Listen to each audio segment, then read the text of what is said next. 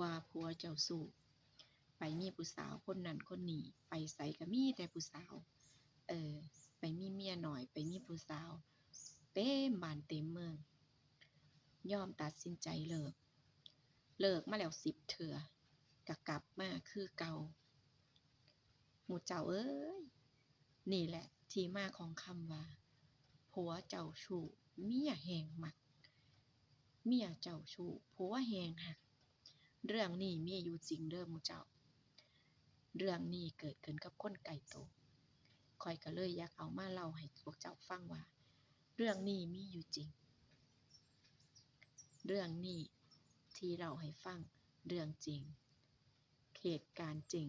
ที่นำเอามาเล่าผัวเล่าเจ้าชู้ไปมีเมียน้อยไปมีผู้สาวหลายเต็มบ้านเต็มเมืองเลิกแล้วเป็น10เป็น20เทื่อเมียตัดสินใจหนีก็กลับมาคือเก่ามันเป็นนำหยังมันมีหยังดึงดูดให้กลับมาคือเก่าหมู่เจ้าว่าเอาหมู่เจ้าไปฟังคลิปยาวค่อยเด้อ